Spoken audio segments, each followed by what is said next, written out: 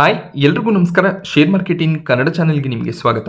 2024 ವರ್ಷದಲ್ಲಿ green energy sector, electric vehicle sector ಹಾಗೆಯೇ semiconductor ಸ್ಟಾಕ್ಗಳು ಫೋಕಸ್ನಲ್ಲಿ ಇತ್ತು. ಡೇಟಾ ಸೆಂಟರ್ನ ಸ್ಟಾಕ್ಗಳಲ್ಲಿ ಕೂಡ ಒಳ್ಳೆ ಒಂದು ಮೊಮೆಂಟಮ್ ನಮಗೆ ನೋಡೋದಕ್ಕೆ ಸಿಕ್ಕಿತ್ತು. 2020 ಕೋವಿಡ್ನ ನಂತರ ಎಲ್ಲ ಬಿಸ್ನೆಸ್ಗಳು ಆನ್ಲೈನ್ಗೆ ಮೂವ್ ಆದರೂ ಆಗ ಕ್ಲೌಡ್ ಬಿಸ್ನೆಸ್ಗೆ ಸಾಕಷ್ಟು ಡಿಮ್ಯಾಂಡ್ ಇತ್ತು. ಸೊ ಈ ರೀತಿಯಲ್ಲಿ ಬಿಸ್ನೆಸ್ಗಳು ಕ್ಲೌಡ್ಗೆ ಮೂವ್ ಆದಾಗ ಡೇಟಾವನ್ನು ಇವರು ಸರ್ವರ್ಗಳಲ್ಲಿ ಸ್ಟೋರ್ ಮಾಡಬೇಕಾಗಿತ್ತು. ಆಗ ಡೇಟಾ ಸೆಂಟರ್ ಡಿಮ್ಯಾಂಡ್ ಇನ್ಕ್ರೀಸ್ ಆಗ್ತಾ ಹೋಯಿತು.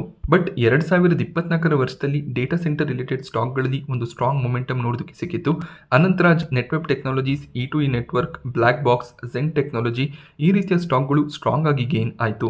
ಅದಕ್ಕೆ ರೀಸನ್ ಓಪನ್ AI ಅನ್ನುವಂಥ US ಕಂಪನಿ ಹೊಸ ಒಂದು ಮಾಡೆಲ್ ಅನ್ನು ಲಾಂಚ್ ಮಾಡಿದ್ರು. ಸೊ ಜನರೇಟಿವ್ AI ಅನ್ನುವಂಥ ಹೊಸ ಒಂದು ಕಾನ್ಸೆಪ್ಟ್ ಮಾರ್ಕೆಟ್ ನಲ್ಲಿ ಲಾಂಚ್ ಆಗಿತ್ತು. ಚಾಟ್ GPT ಅನ್ನುವಂಥ ಪ್ಲಾಟ್ಫಾರ್ಮ್ ಲಾಂಚ್ ಆಯಿತು. ಅದಾದ್ಮೇಲೆ ಎಲ್ಲ ದೊಡ್ಡ ದೊಡ್ಡ IT ಕಂಪನಿಗಳು, ಅದು ಗೂಗಲ್ ಆಗಿರ್ಬೋದು, ಮೆಟಾ, ಮೈಕ್ರೋಸಾಫ್ಟ್ ಎಲ್ಲರೂ ಕೂಡ ತಮ್ಮದೇ ಆದ ಜನರೇಟಿವ್ AI ಮಾಡೆಲ್ಗಳನ್ನ ಬಿಲ್ಡ್ ಮಾಡೋದಕ್ಕೆ ಸ್ಟಾರ್ಟ್ ಮಾಡ್ಕೊಂಡ್ರು. ಸೊ ಈ ರೀತಿಯ ಮಾಡೆಲ್ಗಳನ್ನ ಬಿಲ್ಡ್ ಮಾಡೋದಕ್ಕೆ ಈ ದೊಡ್ಡ ದೊಡ್ಡ IT ಕಂಪನಿಗಳು ಸಾಕಷ್ಟು ಖರ್ಚನ್ನ ಮಾಡಿದ್ರು. ಬಟ್ ರೀಸೆಂಟ್ ಆಗಿ ನಮಗೆ ಡೇಟಾ ಸೆಂಟರ್ ರಿಲೇಟೆಡ್ ಸ್ಟಾಕ್ಗಳಲ್ಲಿ ಸಾಕಷ್ಟು ವೀಕ್ನೆಸ್ ನೋಡೋದಕ್ಕೆ ಸಿಕ್ತು. ಇದಕ್ಕೆ ರೀಸನ್ ಚೈನಾದ ಒಂದು ಸ್ಟಾರ್ಟ್ಅಪ್ ಕಂಪನಿ ಡೀಪ್ಸೀಕ್ ತಮ್ಮ ಒಂದು AI ಮಾಡೆಲ್ ಅನ್ನು ಲಾಂಚ್ ಮಾಡಿದ್ರು. ಈ ಒಂದು ಮಾಡೆಲ್ ಅನ್ನು ಬಿಲ್ಡ್ ಮಾಡೋದಕ್ಕೆ ಕೇವಲ $6 ಮಿಲಿಯನ್ ಈ ಕಂಪನಿ ಖರ್ಚು ಮಾಡಿದ್ರು. ಹಾಗೆ ದೊಡ್ಡ ದೊಡ್ಡ IT ಕಂಪನಿಗಳೇನು ಹೆಚ್ಚಿನ ಪ್ರೊಸೆಸಿಂಗ್ ಪವರ್ ಇರುವಂಥ GPUಸ್ಗಳನ್ನು ಯೂಸ್ ಮಾಡ್ತಿದ್ರು. ಬೇಸಿಕಲಿ ಎನ್ವಿಡಿಯಾ GPUಗಳನ್ನು ಯೂಸ್ ಮಾಡ್ತಿದ್ರು. ಬಟ್ ಈ ಕಂಪನಿ ಅತಿ ಕಡಿಮೆ ಪ್ರೊಸೆಸಿಂಗ್ ಪವರ್ನ GPUನ ಬಳಸ್ಕೊಂಡು ಈ ಎಲ್ಲ ಕಂಪನಿಗಳೇನು ಮಾಡೆಲನ್ನು ಬಿಲ್ಡ್ ಮಾಡಿದ್ರು ಅದಕ್ಕಿಂತ ಒಂದು ಸ್ಟ್ರಾಂಗ್ ಮಾಡೆಲ್ನ ಬಿಲ್ಡ್ ಮಾಡಿದ್ರು. ಆದ್ದರಿಂದ ಎನ್ವಿಡಿಯಾ ಸ್ಟಾಕ್ನಲ್ಲಿ ಕೂಡ ಕರೆಕ್ಷನ್ ಬಂದಿತ್ತು. ಮೆಟಾ, ಗೂಗಲ್ ಈ ರೀತಿಯ ಸ್ಟಾಕ್ಗಳು ಕೂಡ ಕರೆಕ್ಟ್ ಆಗಿತ್ತು. ಈ ನ್ಯೂಸನ್ನು ನಾನು ರೆಗ್ಯುಲರ್ ವಿಡಿಯೋನಲ್ಲಿ ಕೂಡ ಕವರ್ ಮಾಡಿದ್ದೆ. ಇದರಿಂದ ಇಂಡಿಯಾದಲ್ಲಿ ಡೇಟಾ ಸೆಂಟರ್ ಬಿಸ್ನೆಸ್ ಮಾಡ್ತಿದ್ದಂಥ ಅನಂತರಾಜ್, ನೆಟ್ವೆಬ್ ಈ ಕಂಪನಿಗಳ ಸ್ಟಾಕ್ ಪ್ರೈಸ್ನಲ್ಲಿ ಕೂಡ ಹೈಯರ್ ಲೆವೆಲ್ನಿಂದ 40% ಅರೌಂಡಲ್ಲಿ ಕರೆಕ್ಷನ್ ನೋಡೋದಕ್ಕೆ ಸಿಕ್ಕಿತ್ತು.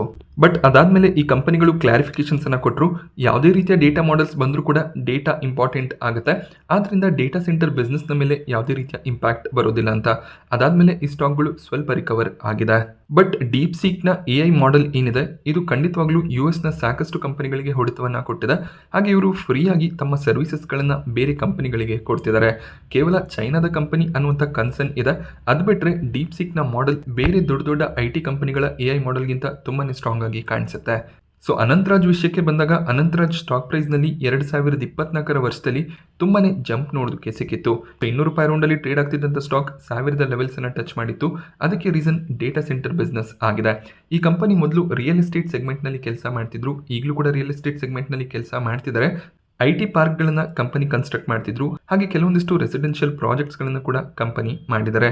ಬಟ್ ಯಾವಾಗ ಡೇಟಾ ಸೆಂಟರ್ ಬಿಸ್ನೆಸ್ಗೆ ಎಂಟರ್ ಆಗ್ತೀವಿ ಅಂತ ಹೇಳಿದ್ರು ಆಗ ಈ ಒಂದು ಸ್ಟಾಕ್ನಲ್ಲಿ ತುಂಬಾನೇ ಮೊಮೆಂಟಮ್ ನೋಡೋದಕ್ಕೆ ಸಿಕ್ಕಿತ್ತು. 1985ರಲ್ಲಿ ಪ್ರಾರಂಭವಾದಂಥ ಕಂಪನಿ ಅನಂತರಾಜ್ ಆಗಿರುತ್ತೆ. 2023 ಕೇವಲ ರಿಯಲ್ ಎಸ್ಟೇಟ್ ಬಿಸ್ನೆಸ್ ಅನ್ನೇ ಮಾಡ್ತಿದ್ರು. ಬಟ್ 2023 ಸೆಪ್ಟೆಂಬರ್ನಲ್ಲಿ ಹೊಸ ಒಂದು ಅನೌನ್ಸ್ಮೆಂಟ್ ಅನ್ನ ಕಂಪನಿ ಮಾಡಿದ್ರು. ಮುಂದಿನ 4-5 ವರ್ಷಗಳಲ್ಲಿ 10,000 ಕೋಟಿಯ ಇನ್ವೆಸ್ಟ್ಮೆಂಟ್ ಅನ್ನ ಡೇಟಾ ಸೆಂಟರ್ ಬಿಸ್ನೆಸ್ನಲ್ಲಿ ನಾವು ಮಾಡ್ತೀವಿ ಅಂತ ಹೇಳಿದ್ರು. ಹಾಗೆ 300 ಮೆಗಾವ್ಯಾಟ್ಗೆ ತಮ್ಮ ಡೇಟಾ ಸೆಂಟರ್ ಕೆಪಾಸಿಟಿಯನ್ನು ಇನ್ಕ್ರೀಸ್ ಮಾಡ್ತೀವಿ ಅಂತ ಹೇಳಿದ್ರು. ಆ ಒಂದು ಸ್ಟೇಟ್ಮೆಂಟ್ ಬಂದ ಮೇಲೆ ಸ್ಟಾಕ್ ಪ್ರೈಸ್ನಲ್ಲಿ ಸ್ಟ್ರಾಂಗ್ ಮೊಮೆಂಟಮ್ ಕೂಡ ನೋಡೋದಕ್ಕೆ ಸಿಕ್ಕಿತ್ತು. ಬಟ್ ಡೀಪ್ ಸೀಕ್ನ ನ್ಯೂಸ್ನಿಂದ ಈ ಸ್ಟಾಕ್ನಲ್ಲಿ ಸಾಕಷ್ಟು ವೀಕ್ನೆಸ್ ನೋಡೋದಕ್ಕೆ ಸಿಕ್ಕಿದೆ. ಈ ಒಂದು ವೀಕ್ನೆಸ್ ಬೈಯಿಂಗ್ ಆಪರ್ಚುನಿಟಿ ಆಗುತ್ತಾ ಅದನ್ನು ಈ ಒಂದು ವಿಡಿಯೋದಲ್ಲಿ ನಾವು ತಿಳ್ಕೊಳ್ಳೋಣ. ಸ್ಟಾಕ್ ಮಾರ್ಕೆಟ್ನಲ್ಲಿ ನೀವು ಇನ್ವೆಸ್ಟ್ಮೆಂಟ್ ಅಥವಾ ಟ್ರೇಡಿಂಗ್ ಜರ್ನಿಯಲ್ಲಿ ಸ್ಟ್ರಗಲ್ ಮಾಡ್ತಿದ್ರೆ ಅದನ್ನು ನೀವು ಸಿಂಪ್ಲಿಫೈ ಮಾಡ್ಕೋಬೇಕು ಅಂತ ಇದ್ರೆ ಯೂನಿವೆಸ್ಟ್ ನಿಮ್ಗೊಂದು ಬೆಟರ್ ಪ್ಲಾಟ್ಫಾರ್ಮ್ ಆಗಿರುತ್ತೆ. ಯೂನಿವೆಸ್ಟ್ನಲ್ಲಿ ನಿಮಗೆ ಶಾರ್ಟ್ ಟರ್ಮ್ ಹಾಗೆ ಲಾಂಗ್ ಟರ್ಮ್ ರೆಕಮೆಂಡೇಶನ್ಸ್ಗಳು ಸಿಗುತ್ತೆ. ಸೆಬಿ ರಿಜಿಸ್ಟರ್ಡ್ ಅನಲಿಸ್ಟ್ಗಳ ಕಡೆಯಿಂದ ಈ ಒಂದು ರೆಕಮೆಂಡೇಶನ್ಸ್ ನಿಮಗೆ ಸಿಗ್ತಿರುತ್ತೆ. ಇಂಡಿವಿಜುವಲ್ ಸ್ಟಾಕ್ಗಳ ಕಾಲ್ಸ್ ನಿಮಗೆ ಅವೈಲೇಬಲ್ ಇರುತ್ತೆ. ಲಾಂಗ್ ಟರ್ಮ್, ಶಾರ್ಟ್ ಟರ್ಮ್ನಲ್ಲಿ ಸ್ಟಾಕ್ ರೆಕಮೆಂಡೇಶನ್, ಹಾಗೆ ನೀವು ಫ್ಯೂಚರ್ ಅಂಡ್ ಆಪ್ಷನ್ಸ್ನಲ್ಲಿ ಇಂಟ್ರೆಸ್ಟೆಡ್ ಇದ್ರೆ ಅಲ್ಲಿ ಕೂಡ ನಿಮಗೆ ಕಾಲ್ ಸಿಗುತ್ತೆ. ಕಮಾಡಿಟೀಸ್ ಕಾಲ್ ಅನ್ನು ಕೂಡ ಇವರು ಪ್ರೊವೈಡ್ ಮಾಡ್ತಾರೆ. ರೆಕಮೆಂಡೇಶನ್ ಅಷ್ಟೇ ಅಲ್ಲದೆ ಯಾವಾಗ ನೀವು ಶೇರ್ಸ್ಗಳನ್ನ ಬೈ ಮಾಡಬೇಕು, ಯಾವಾಗ ಎಕ್ಸಿಟ್ ಆಗಬೇಕು, ಟಾರ್ಗೆಟ್ ಎಷ್ಟಿರುತ್ತೆ ಅದರ ಡೀಟೇಲ್ಸ್ ವಾಟ್ಸ್ಆಪ್, ಟೆಲಿಗ್ರಾಮ್ನಲ್ಲಿ ಸಿಗುತ್ತೆ. ಹಾಗೆಯೇ ಯೂನಿವೆಸ್ಟ್ ಅಪ್ಲಿಕೇಶನ್ ನಲ್ಲಿ ಕೂಡ ರೆಗ್ಯುಲರ್ ನೋಟಿಫಿಕೇಶನ್ಸ್ ಗಳನ್ನ ನೀವು ಪಡ್ಕೋಬಹುದಾಗುತ್ತೆ. 40 ಲಕ್ಷಕ್ಕೂ ಹೆಚ್ಚಿನ ಜನ ಈ ಒಂದು ಪ್ಲಾಟ್ಫಾರ್ಮ್ ನ ಲಾಭವನ್ನ ಪಡ್ಕೋತಿದ್ದಾರೆ. ಯೂನಿವೆಸ್ಟ್ ಎಕನಾಮಿಕ್ ಟೈಮ್ಸ್ ನ ಕಡೆಯಿಂದ ನಂಬರ್ 1 ಟ್ರೇಡ್ ರೆಕಮೆಂಡೇಶನ್ ಪ್ಲಾಟ್ಫಾರ್ಮ್ ಅನ್ನುವಂತ ರೆಕಗ್ನಿಷನ್ ಅನ್ನು ಕೂಡ ಪಡ್ಕೊಂಡಿದೆ. ಸೊ ಯೂನಿವೆಸ್ಟ್ ನಲ್ಲಿ ಪ್ಲಾನ್ಸ್ ಗಳು $183 ಪ್ರತಿ ತಿಂಗಳಿಂದ ಸ್ಟಾರ್ಟ್ ಆಗುತ್ತೆ. ನಿಮಗೆ ಸೂಟಬಲ್ ಆಗುವಂತ ಪ್ಲಾನ್ಸ್ ಅನ್ನು ನೀವು ತಗೋಬಹುದಾಗುತ್ತೆ. ಪ್ರತಿದಿನ ನೀವು $6 ಸ್ಪೆಂಡ್ ಮಾಡಿ ಸ್ಟಾಕ್ ರೆಕಮೆಂಡೇಶನ್ಸ್ ಅನ್ನ ಸೆಬಿ ರಿಜಿಸ್ಟರ್ಡ್ ಅನಲಿಸ್ಟ್ ಗಳ ಕಡೆಯಿಂದ ಪಡ್ಕೋಬಹುದಾಗುತ್ತೆ. ಡಿಸ್ಕ್ರಿಪ್ಷನ್ ನಲ್ಲಿರುವಂತಹ ಲಿಂಕ್ ನಿಂದ ನೀವು ಯೂನಿವೆಸ್ಟ್ ಅಪ್ಲಿಕೇಶನ್ ಅನ್ನ ಡೌನ್ಲೋಡ್ ಮಾಡ್ಕೊಂಡ್ರೆ ಮೊದಲ 3 ಟ್ರೇಡ್ ಕಾಲ್ಸ್ ನಿಮಗೆ ಫ್ರೀ ಆಗಿ ಸಿಗುತ್ತೆ. ಹಾಗೆ ಯೂನಿವೆಸ್ಟ್ ಅಪ್ಲಿಕೇಶನ್ ನ ಪ್ಲಾನ್ ಗಳ ಮೇಲೆ 80% ಆಫರ್ ಅನ್ನು ಕೂಡ ನೀವು ಪಡ್ಕೋಬಹುದಾಗುತ್ತೆ. ಸೊ ಮೊದಲ 25 ಜನರಿಗೆ ಮಾತ್ರ ಈ ಒಂದು ಆಫರ್ ಸಿಗುತ್ತೆ. ಸೊ ಲಿಂಕ್ ನಿಮಗೆ ಡಿಸ್ಕ್ರಿಪ್ಷನ್ ಬಾಕ್ಸ್ ಆಗಿ ಕಮೆಂಟ್ ಸೆಕ್ಷನಲ್ಲಿ ಪಿನ್ ಆಗಿರುತ್ತೆ. ಅಲ್ಲಿಂದ ನೀವು ಅಪ್ಲಿಕೇಶನ್ ಡೌನ್ಲೋಡ್ ಮಾಡಿಕೊಂಡು ಸ್ಟಾಕ್ ರೆಕಮೆಂಡೇಶನ್ಸ್ಗಳನ್ನು ಪಡ್ಕೋಬಹುದು. ಇದೇ ರೀತಿಯ ಬಿಸ್ನೆಸ್ ಮಾಡ್ತಿರುವಂಥ ಇನ್ನೊಂದು ಕಂಪನಿ ನೆಟ್ವೆಬ್ ಟೆಕ್ನಾಲಜೀಸ್ ಇಂಡಿಯಾ ಲಿಮಿಟೆಡ್ ಆಗಿರ್ತಾರೆ. ಇವರು ಕೂಡ ಡೇಟಾ ಸೆಂಟರ್ ಸೆಗ್ಮೆಂಟ್ನಲ್ಲಿ ಕೆಲಸ ಮಾಡುವಂಥ ಕಂಪನಿ ಆಗಿರ್ತಾರೆ.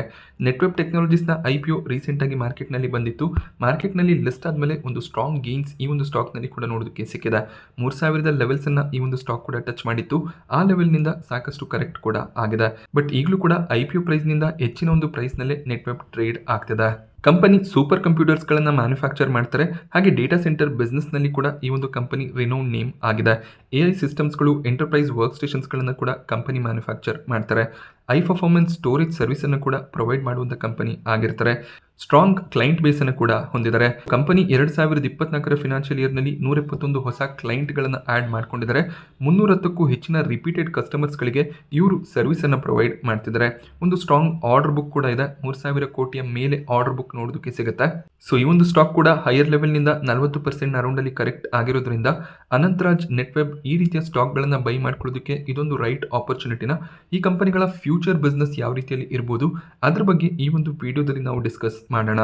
ಸೊ ಮೊದಲನೇದಾಗಿ ಅನಂತರಾಜ್ನ ಫಂಡಮೆಂಟಲ್ಸ್ ಅನ್ನು ಅಬ್ಸರ್ವ್ ಮಾಡಿದಾಗ ಟೋಟಲ್ ಮಾರ್ಕೆಟ್ ಕ್ಯಾಪ್ 21,000 ಕೋಟಿ ಅರೌಂಡಲ್ಲಿ ನೋಡೋದಕ್ಕೆ ಸಿಗುತ್ತೆ.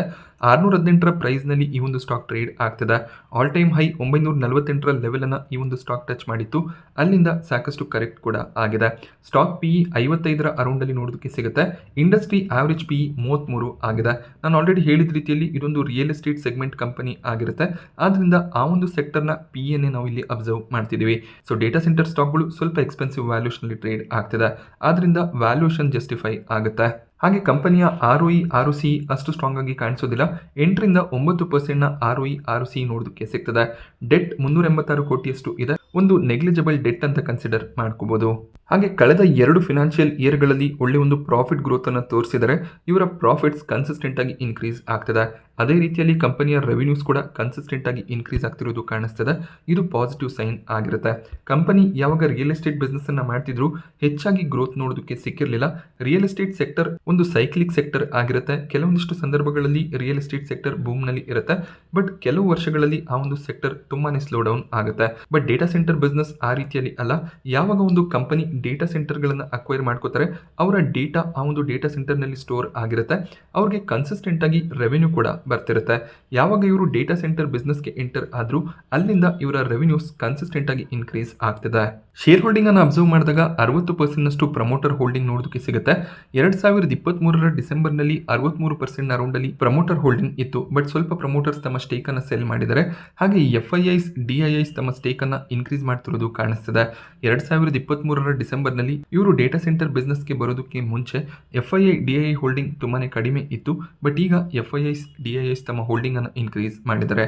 ನಾನು ಆಲ್ರೆಡಿ ಹೇಳಿದ ರೀತಿಯಲ್ಲಿ ಕಂಪನಿ ಈಗಲೂ ಕೂಡ ರಿಯಲ್ ಎಸ್ಟೇಟ್ ಸೆಗ್ಮೆಂಟ್ನಲ್ಲಿ ಕೆಲಸ ಮಾಡ್ತಿದ್ದಾರೆ.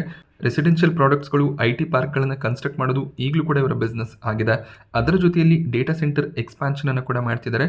ಮುಂದಿನ 4-5 ವರ್ಷಗಳಲ್ಲಿ ಕೆಪಾಸಿಟಿಯನ್ನು 307 ಮೆಗಾವ್ಯಾಟ್ಗೆ ಇನ್ಕ್ರೀಸ್ ಮಾಡೋದು ಕಂಪನಿಯ ಉದ್ದೇಶ ಆಗಿದೆ. ಇದರ ಜೊತೆಯಲ್ಲಿ ಕ್ಲೌಡ್ ಸರ್ವಿಸ್ ಅನ್ನು ಕೂಡ ಕಂಪನಿ ಪ್ರೊವೈಡ್ ಮಾಡ್ತಾರೆ. ಇದು ಫ್ಯೂಚರ್ನಲ್ಲಿ ಒಳ್ಳೆ ಒಂದು ಗ್ರೋತ್ ತರುವಂಥ ಸೆಕ್ಟರ್ ಕೂಡ ಆಗಿರುತ್ತೆ. ನಾವು ಭಾರತದಲ್ಲಿ ಅಬ್ಸರ್ವ್ ಮಾಡಿದಾಗ ಇಂಟರ್ನೆಟ್ ಪೆನೆಟ್ರೇಷನ್ ಇನ್ಕ್ರೀಸ್ ಆಗ್ತಿರೋದು ಕಾಣಿಸ್ತದೆ. ಹಾಗೆ ಸ್ಮಾರ್ಟ್ ಫೋನ್ಗಳನ್ನು ಬಳಸ್ತಿರೋರ ಸಂಖ್ಯೆ ಕೂಡ ಇನ್ಕ್ರೀಸ್ ಆಗ್ತದೆ. ಹಾಗೆ OTT ಪೆನೆಟ್ರೇಷನ್ ಕೂಡ ಇನ್ಕ್ರೀಸ್ ಆಗ್ತಿರೋದು ಕಾಣಿಸ್ತದೆ. ಸೋಷಿಯಲ್ ಮೀಡಿಯಾ ಯೂಸರ್ಸ್ಗಳು ಕೂಡ ಇನ್ಕ್ರೀಸ್ ಆಗ್ತಿದ್ದಾರೆ. ಇದೆಲ್ಲದರಲ್ಲೂ ಕೂಡ ಡೇಟಾ ತುಂಬಾನೇ ಇಂಪಾರ್ಟೆಂಟ್ ಆಗುತ್ತೆ.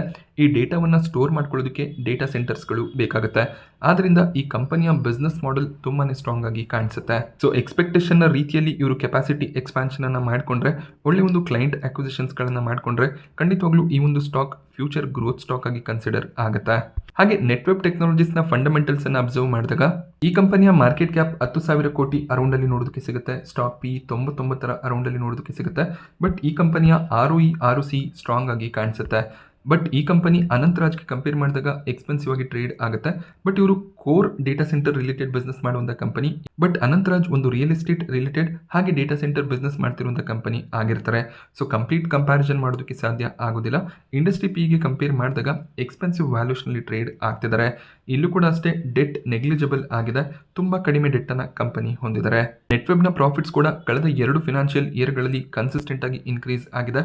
ರೀಸೆಂಟ್ ಆಗಿ ಮಾರ್ಕೆಟ್ನಲ್ಲಿ ಲಿಸ್ಟ್ ಆದಂಥ ಕಂಪನಿ ಲಿಸ್ಟ್ ಆದ್ಮೇಲಿಂದ ಒಳ್ಳೆ ಒಂದು ಪ್ರಾಫಿಟ್ಸ್ ಅನ್ನೇ ಪ್ರತಿ ಕ್ವಾರ್ಟರ್ನಲ್ಲಿ ಡಿಕ್ಲೇರ್ ಮಾಡ್ತಿದ್ದಾರೆ. ಈ ಕಂಪನಿಯಲ್ಲಿ ಪ್ರಮೋಟರ್ ಹೋಲ್ಡಿಂಗ್ 71% ಅರೌಂಡ್ ಅಲ್ಲಿ ನೋಡೋದಕ್ಕೆ ಸಿಗುತ್ತೆ. 76% ಅರೌಂಡ್ ಅಲ್ಲಿ ಪ್ರಮೋಟರ್ ಹೋಲ್ಡಿಂಗ್ ಇತ್ತು. ಪ್ರಮೋಟರ್ ಹೋಲ್ಡಿಂಗ್ ಸ್ವಲ್ಪ ಕಡಿಮೆ ಆಗಿದೆ. ಬಟ್ ಸ್ಟಿಲ್ ಇಲ್ಲೂ ಕೂಡ ಅಷ್ಟೇ FIIs DIIs ತಮ್ಮ ಸ್ಟೇಕ್ ಅನ್ನ ಇನ್ಕ್ರೀಸ್ ಮಾಡಿದ್ದಾರೆ. ಹಾಗೆ ಪಬ್ಲಿಕ್ ಹೋಲ್ಡಿಂಗ್ ಕೂಡ ಕನ್ಸಿಸ್ಟೆಂಟ್ ಆಗಿ ಇನ್ಕ್ರೀಸ್ ಆಗಿದೆ. ಸೊ ನೆಟ್ವೆಬ್ ಕೂಡ ಅಷ್ಟೇ ಲಾಂಗ್ ಟರ್ಮ್ಗೆ ಒಳ್ಳೆ ಒಂದು ಬೆಟ್ ಆಗುತ್ತೆ. 3000 ಪ್ರೈಸ್ ನಲ್ಲಿ ಈ ಒಂದು ಸ್ಟಾಕ್ ಅನ್ನ ಬೈ ಮಾಡ್ಕೊಂಡಿದ್ದಾರೆ ಅಂದ್ರೆ ಖಂಡಿತವಾಗ್ಲೂ 1800 ಲೆವೆಲ್ ಅಲ್ಲಿ ಈ ಸ್ಟಾಕ್ ಚೀಪ್ ಆಗಿ ಕಾಣಿಸುತ್ತೆ. ಸೊ ಫ್ಯೂಚರ್ ಪ್ರಾಸ್ಪೆಕ್ಟಿವ್ ಅನ್ನ ನಾವು ಅಬ್ಸರ್ವ್ ಮಾಡಿದಾಗ ಒಳ್ಳೆ ಒಂದು ಗ್ರೋತ್ ನ ಎಕ್ಸ್ಪೆಕ್ಟೇಷನ್ ಇದೆ. ಸ್ಟ್ರಾಂಗ್ ಕ್ಲೈಂಟ್ ಬೇಸ್ ಅನ್ನ ಹೊಂದಿದ್ದಾರೆ. ಎಕ್ಸ್ಪಾನ್ಷನ್ ಪ್ಲಾನ್ಗಳು ಕೂಡ ಇದೆ. ಆದ್ರಿಂದ ಲಾಂಗ್ ಟರ್ಮ್ಗೆ ಖಂಡಿತವಾಗ್ಲೂ ಈ ಸ್ಟಾಕ್ ಅನ್ನ ಕನ್ಸಿಡರ್ ಮಾಡ್ಕೋಬಹುದು. ಹಾಗೆ ವೀಕ್ನೆಸ್ ನೋಡೋದಕ್ಕೆ ಸಿಕ್ಕಿದ್ರೆ ಆವರೇಜಿಂಗ್ ಅನ್ನ ಕೂಡ ಮಾಡ್ತಾ ಹೋಗ್ಬೇಕಾಗತ್ತೆ. ಬಟ್ ಈ ಸ್ಮಾಲ್ ಕ್ಯಾಪ್ ಮತ್ತೆ ಮಿಡ್ ಕ್ಯಾಪ್ ನಲ್ಲಿ ಬರುವಂತಹ ಡೇಟಾ ಸೆಂಟರ್ ಕಂಪನಿಗಳಿಗೆ ದೊಡ್ಡ ಕನ್ಸರ್ನ್ ಇರೋದು ದೊಡ್ಡ ಪ್ಲೇಯರ್ಸ್ ಆಗಿರುವಂತ ರಿಲಯನ್ಸ್ ಇಂಡಸ್ಟ್ರೀಸ್ ಆಗಿರ್ಬೋದು, ಅದಾನಿ ಎಂಟರ್ಪ್ರೈಸ್ ಆಗಿರ್ಬೋದು, ಇವರು ಕೂಡ ಡೇಟಾ ಸೆಂಟರ್ ಬಿಸ್ನೆಸ್ಗೆ ಎಂಟರ್ ಆಗ್ತಿದ್ದಾರೆ. ಸೊ ಡೇಟಾ ಸೆಂಟರ್ಸ್ಗಳನ್ನ ಬಿಲ್ಡ್ ಮಾಡೋದಕ್ಕೆ ಸ್ವಲ್ಪ ಸಮಯ ಆಗುತ್ತೆ. ಆಲ್ರೆಡಿ ರಿಲಯನ್ಸ್ ಅದಾನಿ ಗ್ರೂಪ್ ಈ ಒಂದು ಕೆಲಸದಲ್ಲಿ ತೊಡ್ಕೊಂಡಿದ್ದಾರೆ. ಸೊ ಮುಂದಿನ ದಿನಗಳಲ್ಲಿ ಅದಾನಿ ರಿಲಯನ್ಸ್ ಗ್ರೂಪ್ನ ಕಡೆಯಿಂದ ಕೂಡ ಡೇಟಾ ಸೆಂಟರ್ಸ್ ಸ್ಟಾರ್ಟ್ ಆಗುತ್ತೆ. ಆಲ್ರೆಡಿ ಮೈಕ್ರೋಸಾಫ್ಟ್, ಮೆಟಾ, ಗೂಗಲ್ ಈ ಕಂಪನಿಗಳು ಅದಾನಿ ಗ್ರೂಪ್ ರಿಲಯನ್ಸ್ನ ಜೊತೆಯಲ್ಲಿ ಕಾಂಟ್ರಾಕ್ಟ್ ಅನ್ನು ಕೂಡ ಸೈನ್ ಮಾಡಿದ್ದಾರೆ. ಭಾರತದಲ್ಲಿ ಡೇಟಾ ಸೆಂಟರ್ ಅನ್ನ ಸ್ಟಾರ್ಟ್ ಮಾಡೋದಕ್ಕೆ ಈ ಕಂಪನಿಗಳು ಕೂಡ ಕೆಲಸ ಮಾಡ್ತಿದ್ದಾರೆ. ಹಾಗೆ ಅದಾನಿ ಎಂಟರ್ಪ್ರೈಸಸ್ ತಮ್ಮ ಸಬ್ಸಿಡರಿ ಕಂಪನಿ ಆಗಿರುವಂತಹ ಅದಾನಿ ಕಾನೆಕ್ಸ್ ನ ಮೂಲಕ ಡೇಟಾ ಸೆಂಟರ್ಸ್ ಅನ್ನು ಸ್ಟಾರ್ಟ್ ಮಾಡ್ತಿದ್ದಾರೆ. ಇದಕ್ಕೆ ಅವರು 5G ಸ್ಪೆಕ್ಟ್ರಮ್ ಗಳನ್ನು ಕೂಡ ಅಕ್ವೈರ್ ಮಾಡ್ಕೊಂಡಿದ್ರು. ಹಾಗೆ ರಿಲಯನ್ಸ್ ಇಂಡಸ್ಟ್ರೀಸ್ ತಮ್ಮ ಜಿಯೋ ಪ್ಲಾಟ್ಫಾರ್ಮ್ ನ ಮೂಲಕ ಡೇಟಾ ಸೆಂಟರ್ ಬಿಸ್ನೆಸ್ ಗೆ ಎಂಟರ್ ಆಗಬೇಕು ಅಂತ ಇದ್ದಾರೆ. ಸೊ ಅದಾನಿ ಕಾನೆಕ್ಸ್ ಆಗಿರ್ಬೋದು, ರಿಲಯನ್ಸ್ ಜಿಯೋ ಆಗಿರ್ಬೋದು, ಇನ್ನು ಕೂಡ ಮಾರ್ಕೆಟ್ ನಲ್ಲಿ ಲಿಸ್ಟ್ ಆಗಿಲ್ಲ. ಇವರು ಅದಾನಿ ಎಂಟರ್ಪ್ರೈಸಸ್ ರಿಲಯನ್ಸ್ ನ ಸಬ್ಸಿಡರಿ ಕಂಪನೀಸ್ ಆಗಿರ್ತಾರೆ. ಮೇ ಬಿ ಮುಂದಿನ ದಿನಗಳಲ್ಲಿ ಎರಡೂ ಕಂಪನಿಗಳು ಮಾರ್ಕೆಟ್ ನಲ್ಲಿ ಲಿಸ್ಟ್ ಆಗಬಹುದು. ಬಟ್ ಈಗ ನೀವು ಇನ್ವೆಸ್ಟ್ಮೆಂಟ್ ಅನ್ನ ಮಾಡಬೇಕು ಅಂತ ಇದ್ರೆ ಅದಾನಿ ಎಂಟರ್ಪ್ರೈಸಸ್, ರಿಲಯನ್ಸ್ ಒಂದು ಒಳ್ಳೆ ಆಪ್ಷನ್ ಆಗುತ್ತೆ. ಈ ಎರಡು ಕಂಪನಿಗಳು ಡೇಟಾ ಸೆಂಟರ್ ಬಿಸ್ನೆಸ್ ನಲ್ಲಿ ಇರೋದ್ರಿಂದ, ಹಾಗೆ ಇವರು ಒಳ್ಳೆ ಒಂದು ಕ್ಲೈಂಟ್ ರೀಚ್ ಅನ್ನ ಹೊಂದಿರೋದ್ರಿಂದ ದೊಡ್ಡ ದೊಡ್ಡ IT ಕಂಪನಿಗಳ ಜೊತೆಯಲ್ಲಿ ಪಾರ್ಟ್ನರ್ಶಿಪ್ ಕೂಡ ಈಸಿ ಆಗುತ್ತೆ. ಆದ್ರಿಂದ ಈ ಎರಡು ಸ್ಟಾಕ್ ಗಳನ್ನು ಕೂಡ ಈ ಸೆಗ್ಮೆಂಟ್ ನಲ್ಲಿ ನೀವು ಫೋಕಸ್ ನಲ್ಲಿ ಇಡಬಹುದಾಗುತ್ತೆ. ನಾನು ನಿಮಗೆ ಈ ಡೇಟಾ ಸೆಂಟರ್ ರಿಲೇಟೆಡ್ ಬಿಸ್ನೆಸ್ ನ ಬಗ್ಗೆ ಕೊಟ್ಟಂತ ಇನ್ಫಾರ್ಮೇಶನ್ ಹಾಗೆ ಸ್ಟಾಕ್ ಕವರೇಜ್ ಇಷ್ಟ ಆಗಿದ್ರೆ ವಿಡಿಯೋನ ಲೈಕ್ ಮಾಡಿ.